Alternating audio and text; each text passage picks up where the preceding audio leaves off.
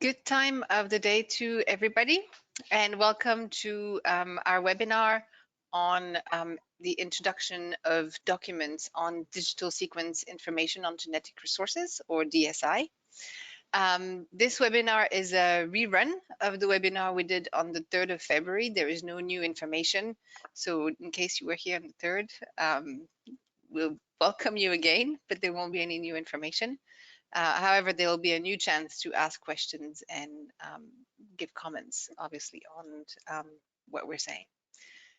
So a little bit of housekeeping. To start with, this webinar is being recorded, so just be aware of this, and the recording will be posted online, as well as the presentation we're giving now. We will post in the form of a PDF for everybody to download and share as needed. There's a chance for you to ask questions in the question box. The questions should be on process and clarifications of what we're saying. Today, we cannot answer questions on the substance of the documents and questions on DSI policy and debating the actual ideas. It's only about process and clarifications and on the documents themselves. Just know that when you post a question in the question box, we have people here at the Secretariat monitoring them, and only when they are answered do they show to everybody. So when you will not see questions that other people are asking until they're actually answered by our staff. And we'll also keep some questions, recurring questions for the question and answer section a little bit later after the presentations. Not all questions might be answered. If there's a large volume, as you might imagine, we'll do our best. At the end of the webinar, when you log out, there will be a survey question popping up, and we would really appreciate if you could just take a minute to answer it. It would help us in our work. Thank you.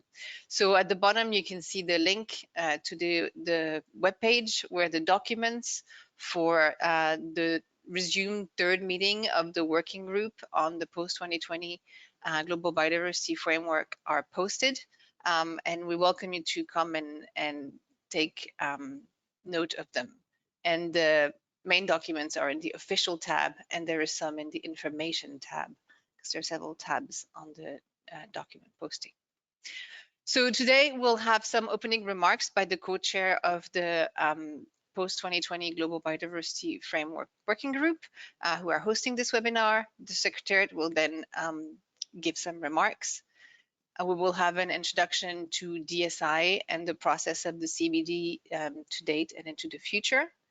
The co-leads of the informal co-chairs advisory group on DSI will give a presentation on the report of the work of the group. And then I will give you an overview of the documents on DSI ahead of the working group in Geneva.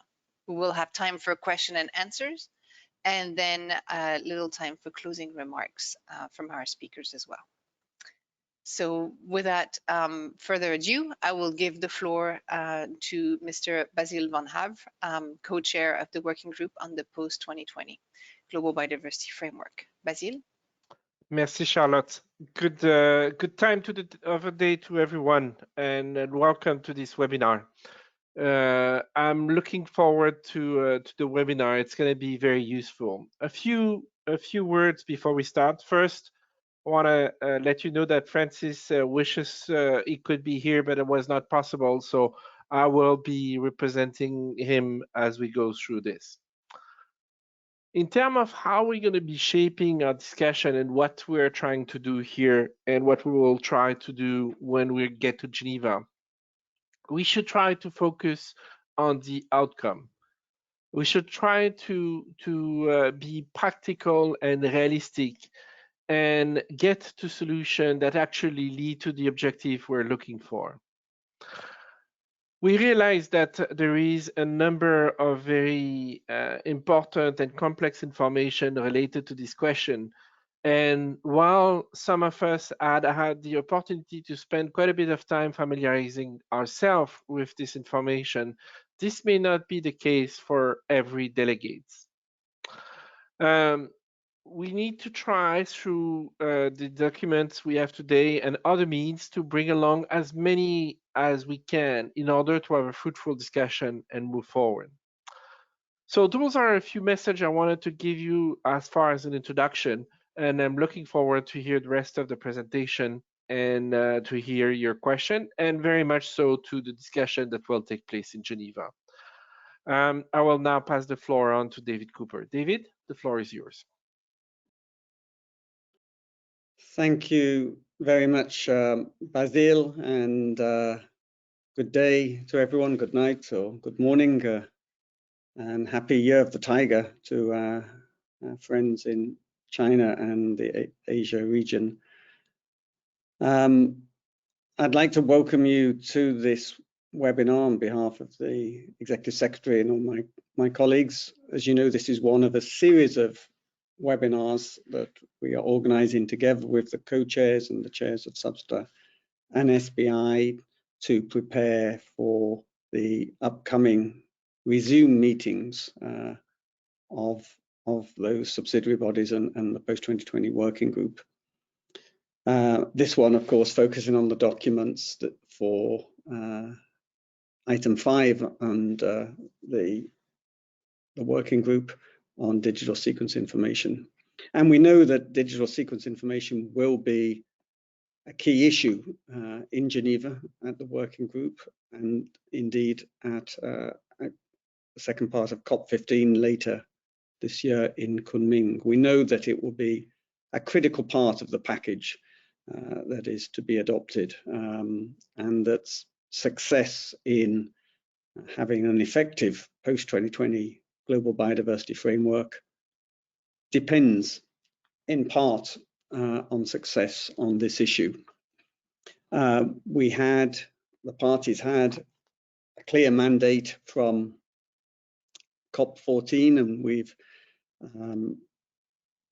had a lot of work since then with the work initially of the ad hoc technical expert group that was reported to the first meeting of the first part of the third meeting of the working group held virtually last August, September. And then, of course, following the discussions held at the first meeting of the working group, there's been more work since then. And I want to really express our gratitude to all those involved in the co-chairs informal advisory group, especially, of course, the co-leads, Leticia and Gaute, who will be presenting their work a little bit later. And also to the co-chairs, Basile and Francis. Good progress has been made, I think, since COP14 and in the last few weeks and months. But we know there's a lot more to do before we have a resolution on this issue.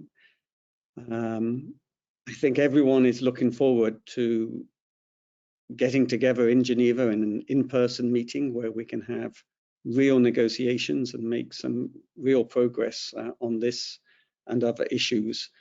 And I would certainly encourage everyone to make the most of this opportunity so that we can have a clear recommendation that's agreed, that's negotiated and agreed, that takes us forward.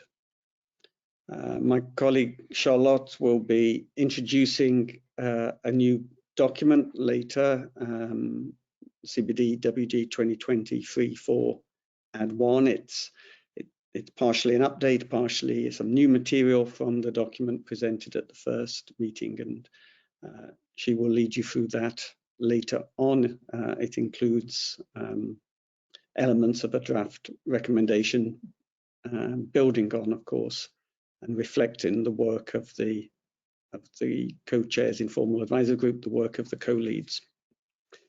So without taking more time, again, thank you for joining this this webinar, and I'll hand back to Charlotte or now to Tauko, who will take us through some of the background. Thank you. Thank you very much, Basil and David, for your opening remarks. And yes, indeed, I'll give the floor to Dr. Joshi Kongo now. Taupo. Thank you, and good morning, good evening, and good day to all. David did give us a quick rundown through what we are expecting today. And I will take you through the process that we have undertaken since this issue came onto the table. Next slide. So I will look at digital sequence information. It's to just give a brief overview of that and then focus on the international process that was undertaken under the CBD. And later on, when all is done, we can take some questions and answers about what we've presented. Now, if you look at what is DSI, as of to date, this term does not have an internationally agreed meaning, and it's not the only term used, as there are others who use similar terms or denoting more or less the same thing in other fora. And it emerged in the CBD discussions COP13 on synthetic biology. Currently, it is just there as a placeholder while definitions are being finalized or negotiated. And for now, it refers to information on the basic building blocks of life. Next slide. Now, this issue, as was said before, emerged in Nagoya as an issue under the CBD and Nagoya Protocol in 2016. In 2018, COP14 recognized that the importance of DSI for the attainment of the objectives of the CBD, and that access to and use of DSI contributes to scientific research as well as to other non-commercial and commercial activities, and that further capacities to access, use, generate, and analyze DSI is needed in many countries because there is a divergence of views among parties regarding benefit sharing from the use of DSI. Parties therefore committed to working towards resolving this divergence through the process established in Decision 14/20. Next slide. Why is this issue important? Today we know that technological advances and falling sequencing costs are producing a massive amount of biological data that is being shared internationally. This data is being increasingly used for research and development, as well as for commercial purposes.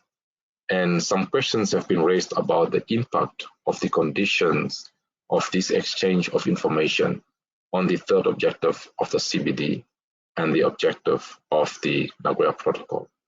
And that led them to parties starting to consider it and trying to find a way how to resolve this matter. Next.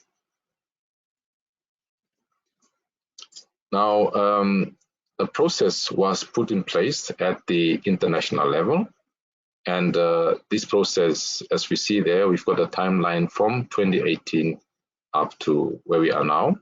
In 2018, November, we had the digital sequence information decision, decision 14/20, and Nagoya Protocol 3/13, which then established an ad hoc technical expert group, which was convened therefore in 2020, around February, March.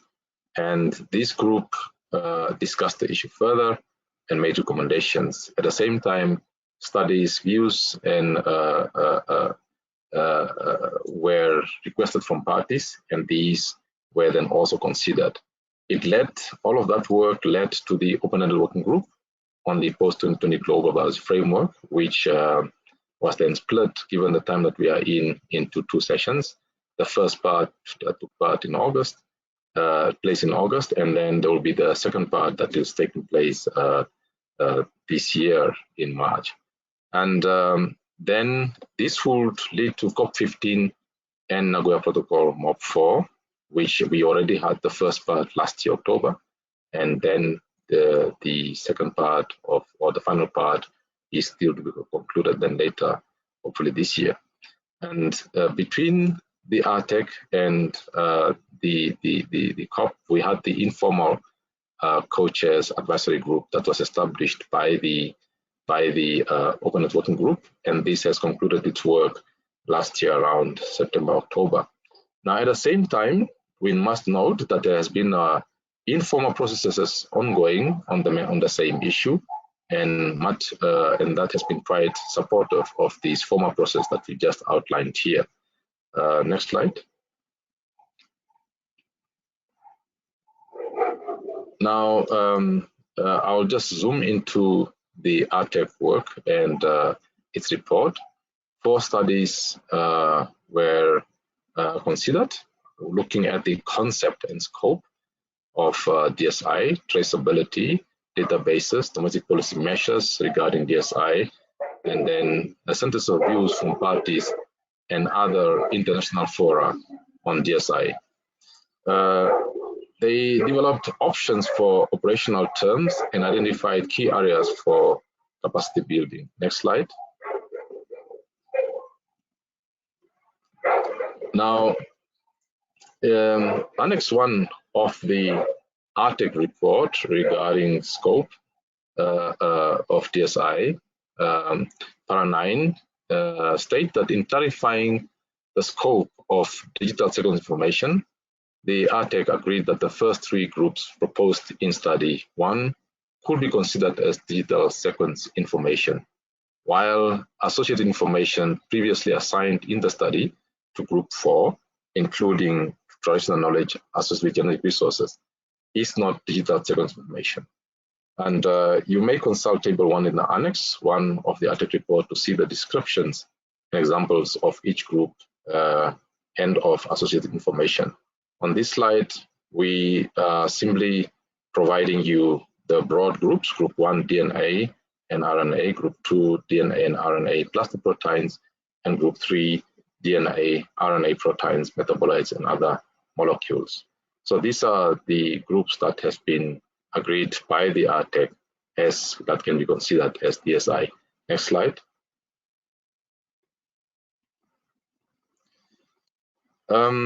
Given the pandemic, the co-chairs then, to keep things running and maintain momentum, convened what we now call the informal process of the co-chairs. And it consists of 4 webinar series. The first one was on DSI 101 to have an overview of the technical issues of its production, distribution, and use. And a second webinar looked at the process and recent outcomes that led to the DSI under the CBD. And that then concluded in the policy options webinar for ABS and DSI. And it became clear that we need to look also at what could be the criteria to consider the policy options. And this was then considered in the 4th webinar. We also had an online forum that was open to all. And as was said before, there were a number of informal webinars, activities, and dialogues in parallel. Next slide. Now, this slide you may have seen, it is the policy options that have been generated so far, and it has been updated. I won't go into too much detail into it, except to note that we had, until Open Networking Group, we had options 0 to 5, and then a 6th option emerged during the advisory group's discussion, and that is on the 1% levy on retail sales of genetic resources, payment on retail sales into a multilateral mechanism. The co-leads will go into this a little bit more later on. Next slide. Now, there are a couple of issues to note that must be considered as we go forth and discussing these issues. Of course, there is divergent positions on DSI that have emerged, and there are also key concerns around DSI, but parties differ on whether the definition of genetic resources include DSI. And then, of course, the options are there for policy, but parties can combine different options. There are proposals to change existing practices in DSI databases are dependent on those databases and their users adhering to those changes. And then we have to consider that upfront costs and access fees could impact innovation and research. Next slide. So the criteria webinar to consider policy options on DSI, several criteria emerged, and they were addressing the what, which is the goals and objectives of the policy, and the how, the tools, processes, and approaches to reach these goals. Is of course the why, which is to achieve the objectives of the convention. This work has evolved greatly since that webinar, and the co-leads will then, in their report, give more information as to what are the current key criteria that we have come up with. Next slide. So zooming into the outputs from Open-Ended Working Group 3, the first session, the outcome from there, we've got the co-chairs report and item 5, annex 5, and which has the elements of a potential recommendation to COP. It is important to note that all is bracketed and has not been negotiated. Then we've got a co-lead summary of areas of potential convergence and apparent divergence on DSI, as well as the co-lead summary of linkages between DSI and the Global Biodiversity Framework. The Open-Ended Working Group called for submissions of views and new information on policy approaches, options, modalities, as well as the establishment of the informal co-chairs advisory group on DSI. Next slide. Zooming into the informal co-chairs advisory group, it was established and it had its first kick-off meeting, and since then had 4 working meetings, 30 parties from 5 regions and including 5 IPLC representatives were part of this process. And the outcome of that is the co-leads report to the working group that has proposed analytical framework or multi-criteria analysis to consider the policy options, and an update of the co-lead summary on the potential convergence and apparent divergence that was developed first in the Open-Ended Working Group. And it has got conclusions and recommendations for areas that they consider may need further work. Next. So we concluded on our work and in preparation for the next meeting with a presentational document, and my colleague Charlotte will go into that to give you the background, and then look into the work of the informal co-chairs advisory group and what we consider to be elements of a recommendation that can be considered by the working group. Next slide. So the question then remains, what next? What remains that parties will engage in Geneva in March 2022 in accordance with decision 14/20 to continue considering the outcome of the Open-Ended Working Group 3 session 1 and the intersessional work in order to do the following: to make recommendations to COP15 regarding DSI and how to address DSI in the context of the post-2020 Global Biodiversity Framework.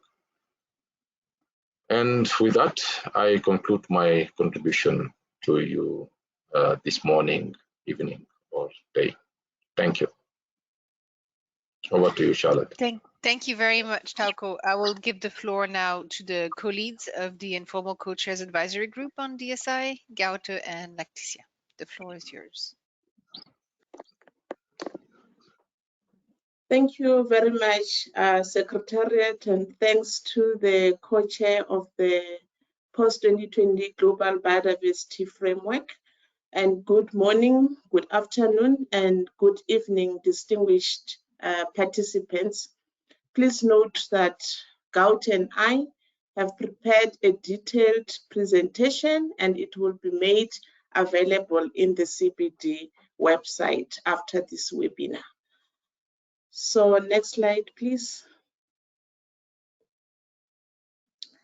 In terms of our presentation outline, our presentation will cover the purpose and organization of work of the advisory group, and it will also look at the key elements of the report, and it will touch on the outcomes of the co-chairs informal advisory group, as well as the co-leads conclusions and recommendations. Next slide, please. In terms of the purpose, the advisory group was established to provide advice and feedback to the co-chairs and the executive secretary in preparation for the second part of the working group, focusing on assessment of consequences of possible policy approaches, options, or modalities for benefit sharing arising from the utilization of DSI based on the report of the first part of the working group and the submission received by the 30th of September 2021. And again, it was focusing on areas of potential convergence and areas of divergence based on co-lead summary as annexed to the report of the first part of the working group. And they were also established to focus on areas of additional work on DSI for the period between the third working group and the COP15. And lastly, focusing on the existing and potential studies, dialogues, and views from formal and informal activities related to DSI. On this last focus area, the Secretariat has actually created a web page containing DSI resources, and please note the web link provided in this slide. Thank you very much. Can we move on to the next slide? So in terms of the organization of work, we received submissions of views and new information on policy approaches, options, and modalities for DSI from 11 parties and 16 observers. In these submissions, 2 hybrid options were suggested, and both were focusing on the combination of option 1 and 2.2, which is a mix of bilateral and multilateral approach. And please note that the hybrid option have not been included based on the assessment methodology adopted, which focuses only on distinct separate options. Next slide, please. The advisory group's work was undertaken within a period of 8 weeks or 2 months, where 5 meetings were convened, starting from the 3rd week of September until mid-November 2021. And the output of the work of the advisory group is the analytical framework. Thank you very much. Next slide, please. So in this slide, because I've shared with you the timeline for the work of the advisory group, now I'm going to provide you details of each meeting in terms of its agenda and its objectives. So during the kickoff meeting, the terms of reference and the work plan of the group were discussed. And during the first meeting, the criteria on decision-making framework and the updated policy options and criteria framework or matrix were discussed. And then when we move on to the second meeting, that is where 2 experts were invited to present on open access and traditional knowledge. And this presentation were mainly invited to set a scene for discussion on areas of convergence and divergence. However, at this meeting, the advisory group realized that there was not enough time for them to discuss the areas of convergence and divergence. And for that, they then decided to add additional meeting where they can have a detailed discussion on areas of convergence and divergence. But however, in this additional meeting, they then include another item where they started to plan the structure of the report of the advisory group. And then moving on to the last meeting, which is the third meeting of the advisory group, which was the final meeting. In this meeting, that is where the advisory group actually finalized the report of the work that was undertaken in this period of 5 or 2 months. Thank you very much. Next slide. So now in terms of the key elements of the report is categorized into 2 sections. And the one section is focusing on the outcomes of the advisory group's work. And the second one is focusing on the co-leads, conclusion, and recommendations. The advisory group adopted a step-by-step approach to help parties to gradually narrow the possible DSI option.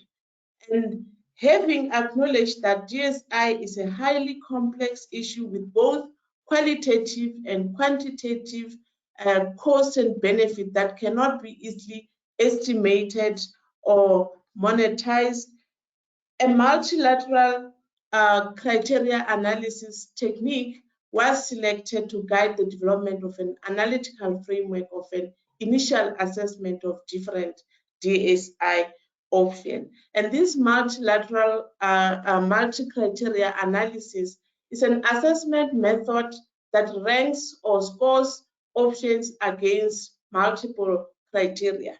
And it provides a systematic way for decision makers to assess the trade-off of different policy options. And one important key feature of a multi-criteria analysis is the performance matrix. Thank you. Next slide, please.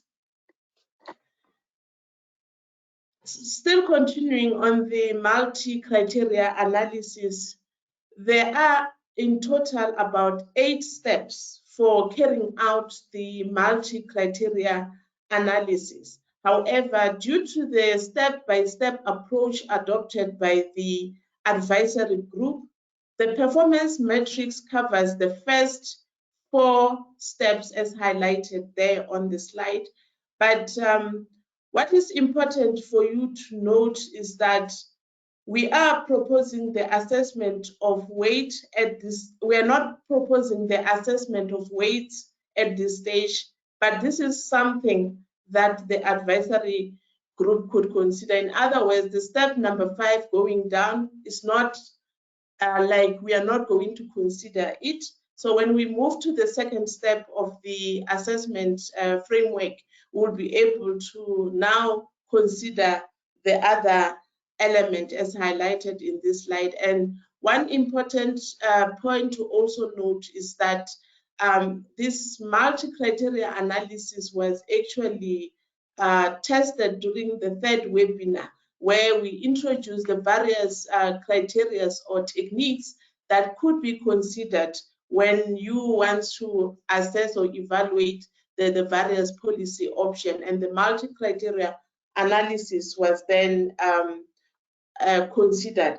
But what is important to keep in mind when you do the multi-criteria analysis is the fact that the multi-criteria analysis, it requires us to keep the criteria to a manageable number of less than 20. And you will see when we go to the next presentation slides that the number that we have actually proposed for this multi-criteria analysis is within the required limit of this technique.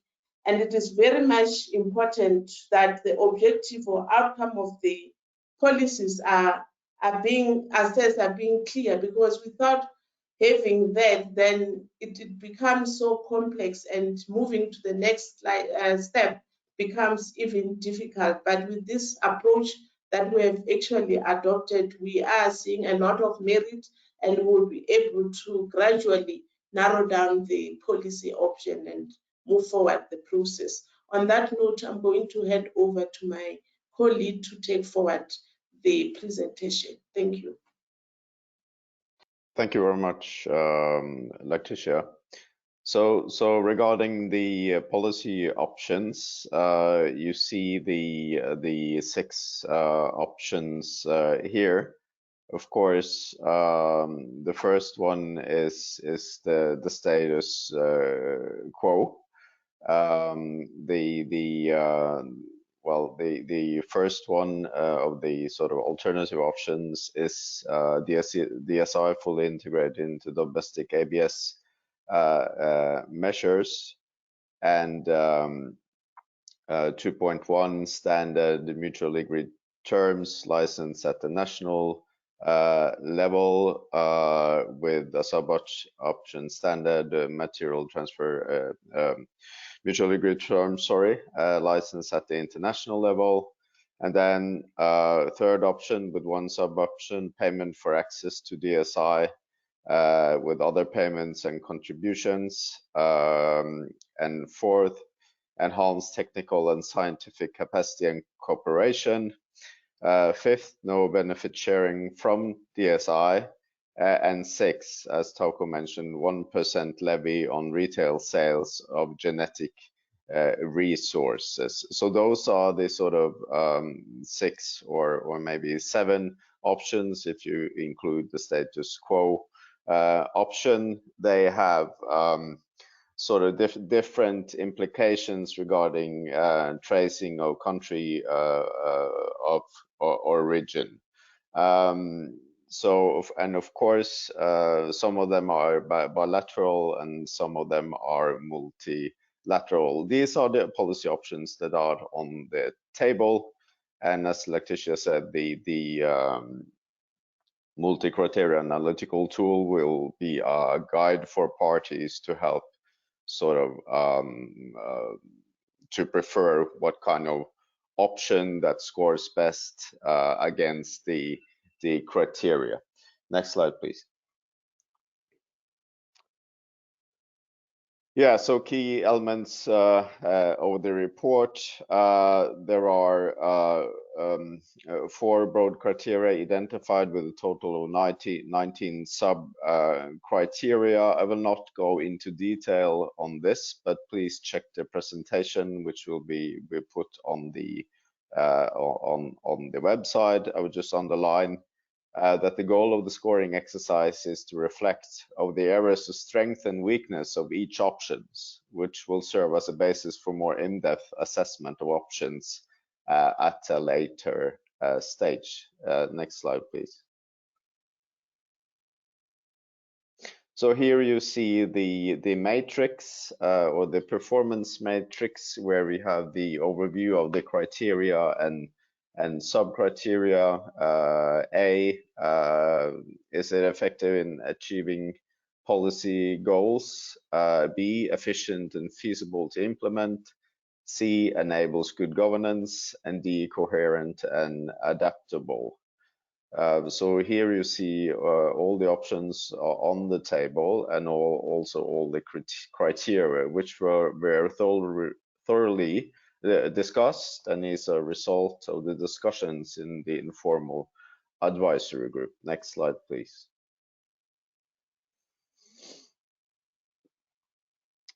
So, and also one of the key elements of the report is also, according to the mandate, the summary of the discussion on potential convergence and apparent divergence of the advisory group. Here is to say that there are there are areas of potential convergence that will be really important to build on up to COP15. However, there are also areas of divergence which will be really important to resolve moving ahead. What we have noted as well is that even if there are areas of convergence, so if you flip that coin. If you start to dig below the surface, there might appear areas of divergence as well. For instance, regarding open access, which most parties can agree on is really important, but if you dig below the surface, there might be different opinions on what open access actually is. Next slide, please. Yeah, this is also a further overview of the potential convergence and apparent divergence. Please check the slide when it's put on the web page for further information. Next slide, please. So final slide, also key element of the report is of course the co-leads conclusions and recommendations. Please note that these are the co-leads conclusions and recommendations and not recommendations from the advisory group as such. There are some potential elements or recommendation.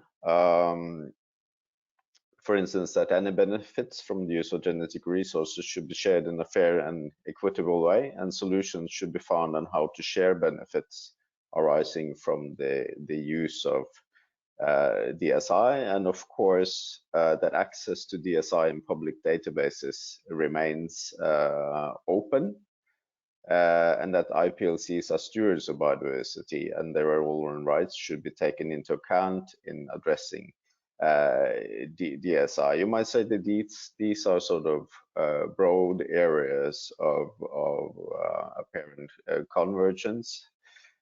And then there's also areas for further consideration towards convergence, which would have to be dealt with and also discussed, of course, in the working group. And also C, which I would highlight as very important to be discussed in the working group, which is the mandate to advance work of the multi-criteria analysis for the continuation of work of the informal advisory group. And I would also highlight regarding C that the informal advisory group was very concerned with having a step-by-step approach in this process to help us gradually narrow in on the elements needed to move the discussion forward. Thank you.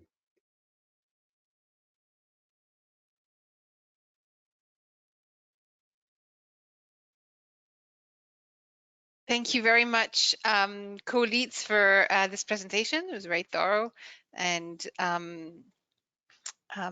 very good. I think we got a really good idea of what the group has been doing and working hard on. I just want to remind the participants very quickly before I go on to my presentation that you can post questions in the question box, and I would encourage you all to pose the questions fairly soon before the actual question and answer session, as it gives time for the Secretariat to actually read through the questions and turn around and actually ask them. The Secretariat will be asking the questions, not you directly taking the floor. So if you have questions, please feel free to write them in the question box. So I'm going to be presenting the documents on DSI ahead of the Geneva meeting, and I would encourage you all to go and read them for yourself, obviously, between now and March 10th, so March 12th, so about a month from now. So the main document that we have drafted for you is document CBD/WG2020-3/4/add1. So as the name indicates, this is an addendum document to document 3/4, which was a document that had been prepared for the first part of the third meeting of the open-ended working group, which took place virtually in August, September last year. So there are several parts, and I'm just going to take you through each of the parts of this addendum document for your awareness. So First of all, the background section is, as this is an addendum document, is an add-on to the background section that was presented in document WG2020-3/4. So as a reminder, document 3/4 covered the COP and the COP MOB decisions that are relevant to DSI. Also went into quite a lot of detail in the formal process of the ATEC, and also in the informal webinar series that were organized by the co-chair and supported by the Secretariat, as well as the online forum that followed this series of webinar, and that was open to all. So please refer to document 3/4 for these. The addendum background covers the elements of the outputs of the contact group on DSI from the first part, so the virtual first part of the third meeting of the open-ended working group. And so the outputs were the elements of a draft recommendation on DSI, which, as Tauko has told you, was all in bracket and non-negotiated text, but it contains all the textual proposals as received from various parties, and so you're welcome to come and consult them. It also contains the co-lead summary of the discussion of the contact group regarding areas of potential convergence and apparent divergence, and the co-lead summary of the discussions of the contact group on linkages between DSI and the post-2020 global biodiversity framework. Finally, the background section covers the establishment and how the informal co-chairs advisory group was established to be led by the co-leads, etc. And so all the details are there in that background section. In the second section, we go into the work of the informal co-chairs advisory group itself. And so section A is the framework for the assessment of the policy options related to the ABS for DSI, which was just presented to you by Lacticia and Gaute. And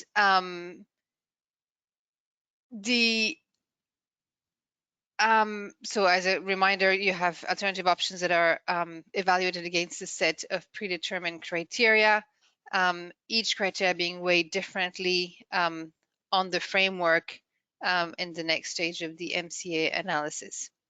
The advisory group also updated the policy option series and obviously refined the criteria and sub-criteria list where a lot of work has been done.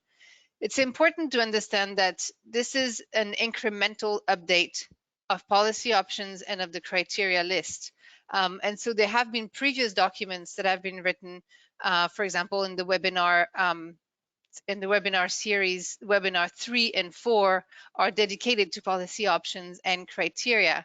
However, I would discourage you from actually going and looking at those documents again, because the work has been done since, and so the document, the addendum 1, is really the document where you will get the latest version of the work, and this version is what we should base our discussion and negotiations on in Geneva.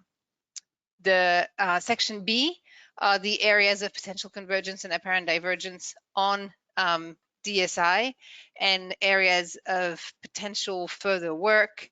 Gaute just presented that at the end of his presentation on the 4 higher level criteria and also the 4 areas of recommended further work. So you can see them also in the addendum 1. I just would like to say, I forgot to say it at the beginning, one of the reasons that we have all this in the addendum 1 is that those documents are translated into 6 UN languages, and therefore it makes this work available, hopefully to everybody in a language that they master. The third section of this addendum 1 is the elements of a recommendation. And here on this slide are some of the noticeable points. There is a bit more on the actual document, and this is also a draft for the Secretariat, from the Secretariat for the parties to consider, such a starting point for negotiations. And you know, some contact groups in Geneva will take the time to go through these, hopefully. So this will be proposed actually by the co-chairs in the plenary session on March 21st. And so some of the elements of the recommendation is to take into to welcome the ATEC work, which I didn't put here, and then take into consideration the work of the contact group on the potential elements of a draft recommendation, as well as the co-leads report on the work of the advisory group on DSI. Another element of a recommendation is to take note of the work of the informal co-chairs advisory group on DSI itself, and to take note of the latest version of the policy options and the latest version of the potential criteria for this work, the work that the advisory group did. The elements of recommendation also contain the recognition of the higher level criteria and also the endorsement of the recommendation of the co-leads on the method itself, the step-by-step approach, which Leticia went into details in and presented to you just now. Finally, this addendum document has 3 annexes, the policy options, that are spelled out. So it's basically the content of the table that you saw, but spelled out a little bit more for everybody to see in the 6 languages. As I said, Annex 2, the criteria and the sub-criteria with an explanation for each of the criterion. And then the Annex 3 is the performance matrix itself. Once more, I'll say I really would like to recommend you to go and see this one document, as it is the result of an incremental refinement and updating. So there are several previous versions from the formal process, the work of the ATEC, the informal processes, the webinars, and some other work that's been done by others than the Secretariat into the first part of the open-ended working group and into the work of the advisory group finally. Excuse me. There are several information documents that are related to DSI, and I would also invite you to go in and consult. So one of them is the actual report of the ATEC, the Ad Hoc Technical Expert Group on DSI. So I would invite you to go and actually look at the details of this report. Another one is the information document 8, which is the co-leads report on the work of the informal co-chairs advisory group on DSI. So the main part we're taken back into the addendum 1 document, into the annexes, but there's more and lengthier explanations in the report itself, and so I would invite you to go in and read that. Another information document is information document 7, on the views and new information on policy approaches, options, or modalities for DSI. And so during the virtual session, the first part of the 3rd meeting of the open-ended working group, there was a call for submissions from parties and stakeholders on their views on DSI, because their views hadn't been asked in so long that we felt some of them might have changed slightly. And some parties or stakeholders hadn't had a chance to actually express them, and also some new information or new proposals that that some parties or stakeholders would want to also express. And so document information 7 talks about this. Document inf/1 is the update of DSI in relevant international processes and policy debates. This is a document that was already available for the first part of the 3rd meeting, the virtual one, but I would encourage you to go back and look at them. And then a new information document that we got from the Commission on Genetic Resources for Food and Agriculture is their information related to DSI. And basically this dwells into more depth into examples and case studies on how DSI is used in research related to the Commission. Finally, I would like to for everybody to note that there was a document posted on the site, document CBD/GW2020-3/CRP1, and it has now been superseded. It is no longer a CRP.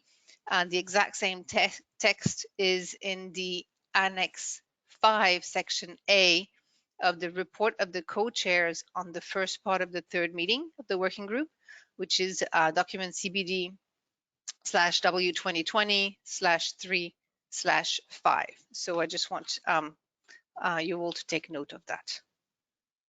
And with this, I will pass it on to Christina, who will lead the question and answer section. Thank you.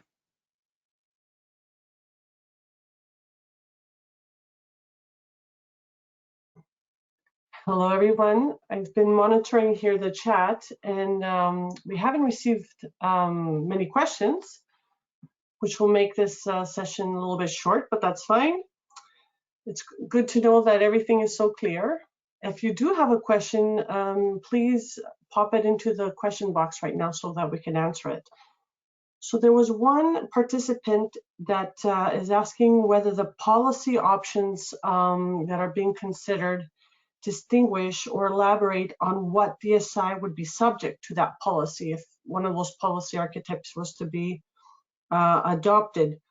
Would it be on existing and past DSI, or would only new DSI developed or utilized be subject to these policy archetypes? The question is whether this was considered in the policy options. Do you want to answer that, Charlotte? Sure, I can have a go at it, and anybody else should feel free to jump in. And I do invite all speakers to put their cameras on if they would like to. So the question, I think, has not been considered directly. It has been brushed upon for one policy option or another, but hasn't been really something that has been discussed and any convergence coming on this so far in the advisory group or previous discussions. Thank you very much, Charlotte. It doesn't seem like we have any more questions coming in. I'm going to give it maybe. It might be because we took the questions from the first iteration of this webinar, and we actually integrated the information that people were asking into an updated version of the presentation. So maybe we did address everything that was not clear last time. There is a question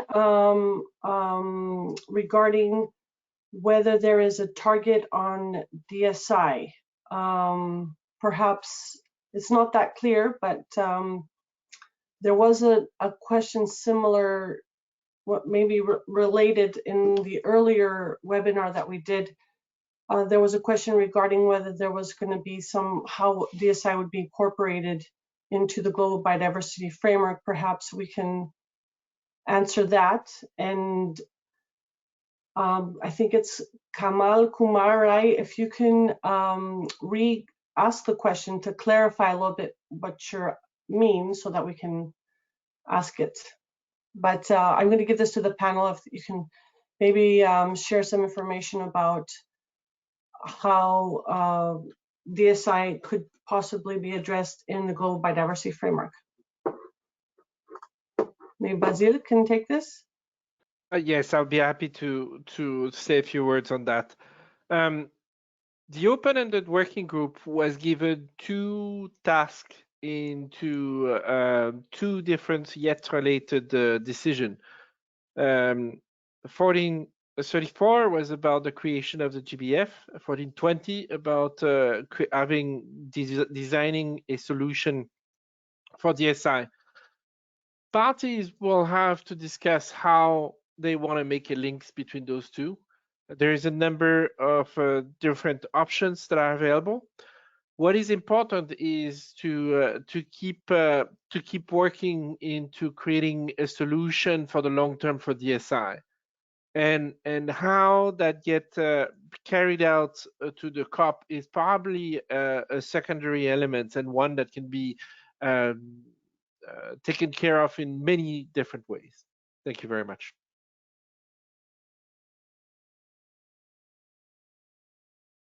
Thank you, Basile. There's another question that's being asked. The question is, could you clarify how common understanding of open access would help converging on policy options? This is a bit of a content question, but perhaps we can, one of the co-leads could answer how this was a discussion on the convergence and divergence aspects that were discussed in the informal advisory group, and how this topic was identified. Gaute? Yeah, well, in my view, I think, as we stated as well, as I said on the slides as well, that the open access is an area of potential convergence. And because of that, it sort of cuts through most of the options, right? So that's sort of actually on a sort of superior level. And the discussions in the informal advisory group also reflected on this. But of course, as I said, when the notion of open access, most in the advisory group, I think almost all of them agree on that keeping open access free is very important, because otherwise it might hamper scientific progress and innovation as such, and those are values that most or members of the group felt really strongly about. But as I said, when you start to flip that coin or dig deeper, there might be different notions of what open access actually means. But as well, the advisory group didn't have time to really dig into those questions, and as was stated, this is also a step-by-step process, so that warrants further discussions on those 6 options as well. Thank you.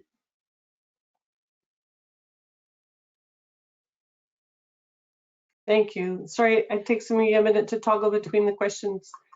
There is a question from one of the participants regarding the participation of civil society. The question is, well, the comment is, it sounds like civil society organizations, particularly indigenous peoples, have been part of the development to date. Are they able to participate in any way in the negotiations, or only state parties will participate? That's an, if I may, that's an easy one to answer for me. Civil society, the CBD process in general are very open, and participation of civil society is an essential element.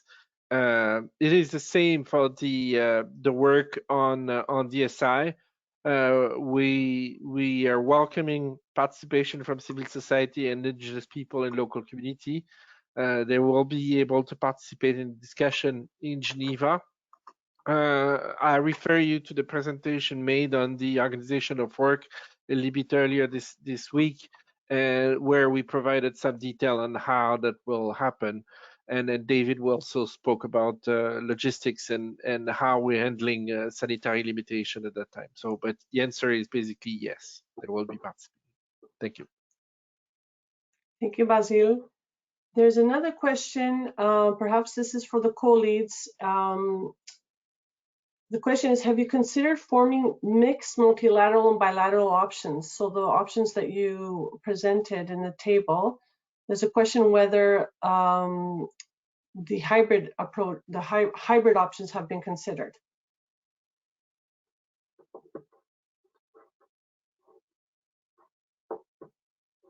Do you want to take that, Gaute, or also Charlotte? You can explain the logic of the matrix. Yes. And how. Yes. Perhaps Charlotte, you can take that one. Sure, I can take that question. So yes, hybrid options have been suggested, and mixed of bilateral and multilateral options, and various versions of them have been proposed. I would refer you to the information document 7, where some parties have actually submitted their views and their preferences on options, and some of those submissions actually refer to hybrid solutions that are explicitly proposed there.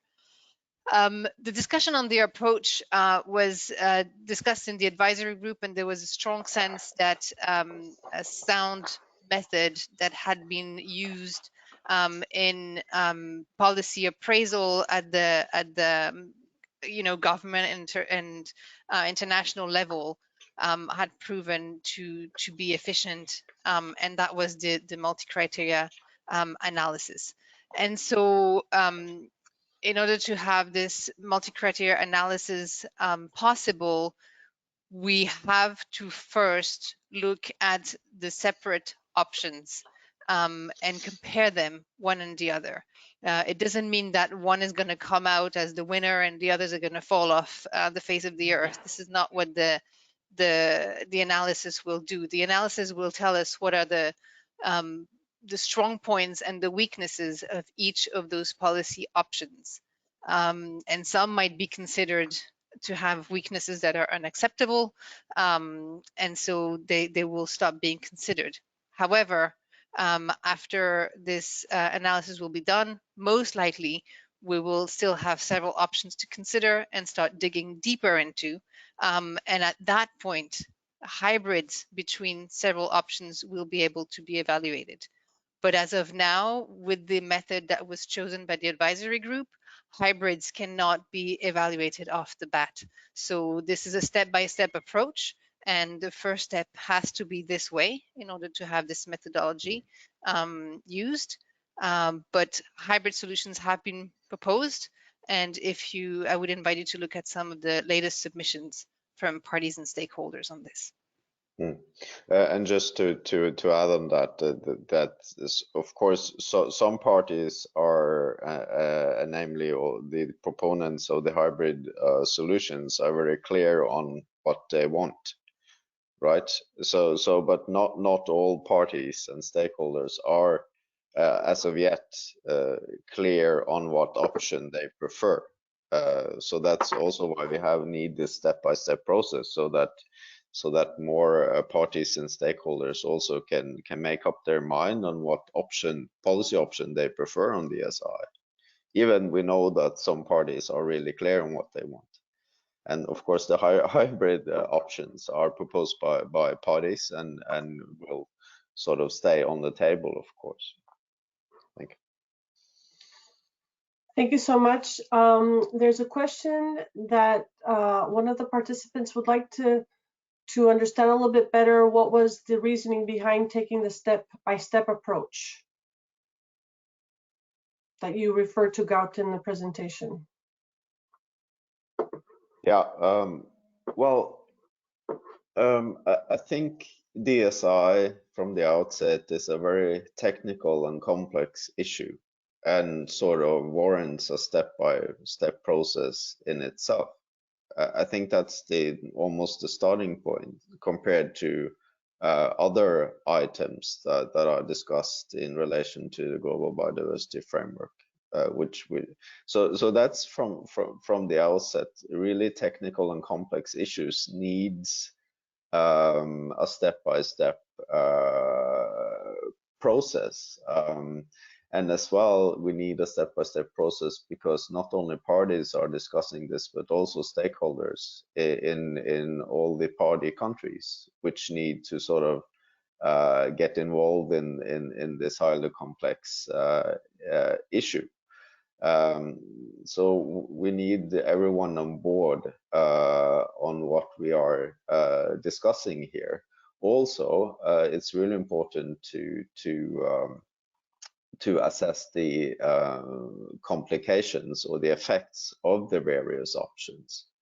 So the sort of opposite to a step-by-step process would be just to decide on what option we would prefer, and the informal advisory group could have done that, but it wouldn't be good for the process. So we need a step-by-step process to sort of make sure that everyone is on board, so that in the end you can resolve this issue in a good way. Thank you.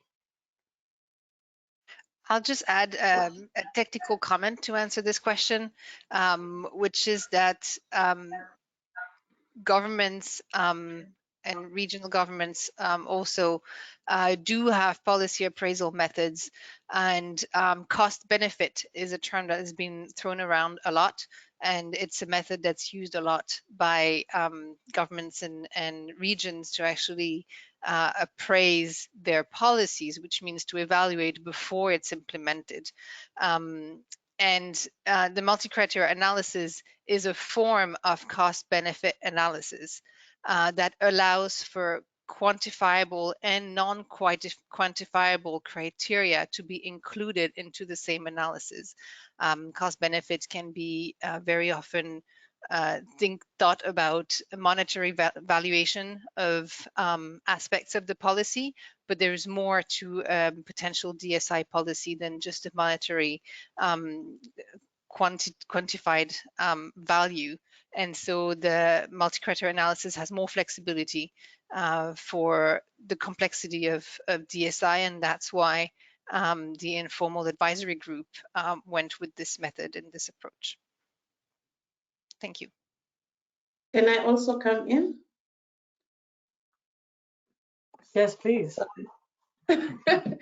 Thank you, because I've been unmuting myself a lot. I would like to also contribute on this topic, because I think one other important element to keep in mind is that with the multi-criteria analysis, we are able to deal with both qualitative and quantitative aspect of the analysis, and the whole exercise is done to help in terms of assessing the trade-offs of the different policy options, because our goal is to narrow down the options. So currently we sit with about 6 in total, some having sub-option next to them. So it's quite a huge number to really work on. And interestingly is that when we do the first step of the assessment, we are assessing the performance of each option in terms of the high-performing one, non-performing, and the low-performing options. And once we're done with that first step, the next step now is going to go into the quantitative aspect of the assessment, where we're going to also consider issue of weighting of the different policy options. Thank you. Thank you, Lacticia. There is a question regarding the scope of DSI, and perhaps one of the panelists can refer to the work that was done under the ATEG. The question is, does DSI cover only the genetic resources, or can it cover other derivatives? Taoko, do you want to take that? Yeah, let me take that one. As we stated before, the ATEG came up with their groupings on what can be considered as falling within the scope of DSI. And there were 3 groups. Group 1 was DNA and RNA. And then group 2 was DNA and RNA plus the proteins. And then group 3, DNA, RNA, proteins plus the metabolites and other macromolecules. So those macromolecules and metabolites can be considered as derivatives, and therefore that falls in there. What is excluded, though, is that the associated information that includes also the traditional knowledge, as well as ecological interactions, those are not considered as DSI. So I think the answer to the question is yes, the derivatives can be considered, but the the TK and the ecological interactions will not be considered as DSI.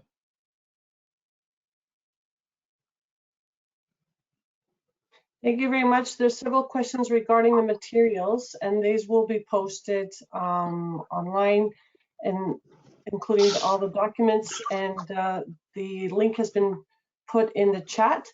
Just the last question that I'll pose to the panel, and then we'll start wrapping up, is what are the references to indigenous rights? Are there any conventions or the UN declaration? We as indigenous peoples have a concern about spirituality and cosmology related to the genetic resources, and of course the DSI. So what are the references to indigenous peoples? Who would like to respond to that? Let me take that. As was said, in the advisory group, we had 5 representatives of the IPLCs from the geographic regions to take care of the concerns of indigenous peoples. And we do have, of course, Article 8J within the working group within the convention. And we are in quite close contact with the colleagues that are dealing with the issues of indigenous peoples. And so we've made several presentations to them and to the IPLCs.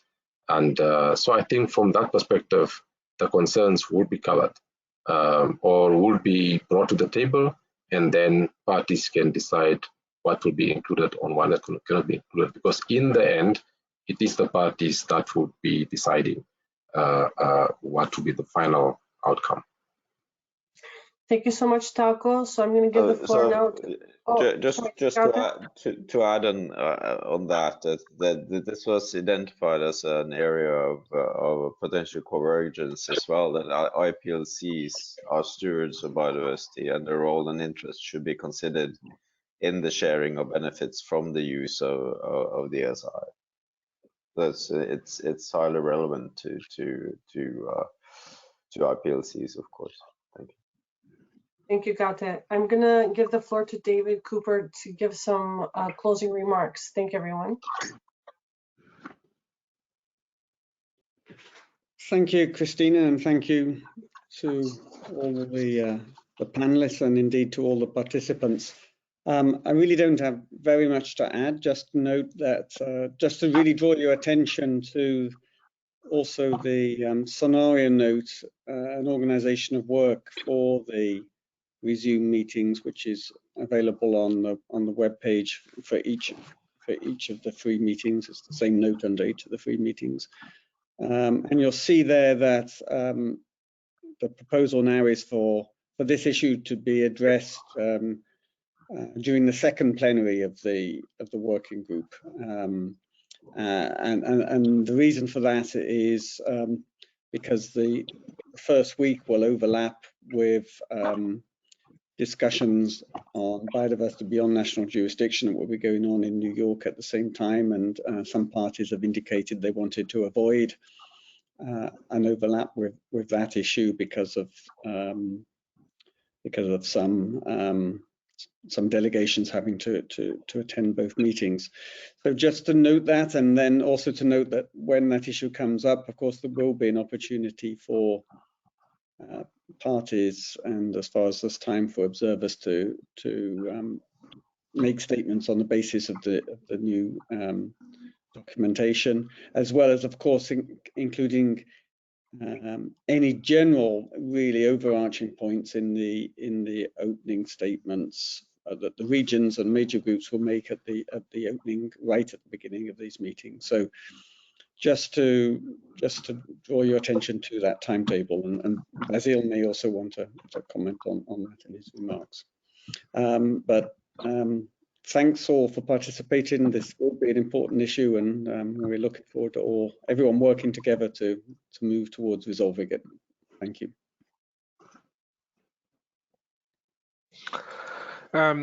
Thank you, David. Very quickly it is evident from the question we received that you are preparing for the discussion, and this is good to see. count on us to do everything we can to have a progress and the kind of condition enabling us to get to the outcome we want. So please follow the update on the schedule, etc. David has detailed the plan so far.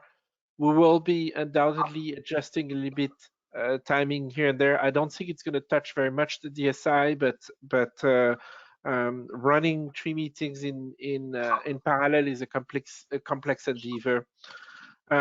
If you have further questions and in terms of preparation and enabling you to be ready, do not hesitate to contact any of us on the panel. So we'll be happy to help you. So without further ado, this concludes my remarks. Thank you very much. Good night. Thank you very much, everyone. I'll just remind you that the webinar, the video for this webinar and the presentation will be posted shortly on our website, and the link is in the chat. And with this, I thank you very much for your attention, and I wish you a good night or a good day, depending where you are. Thank you. Bye. Bye-bye now. Thank you all.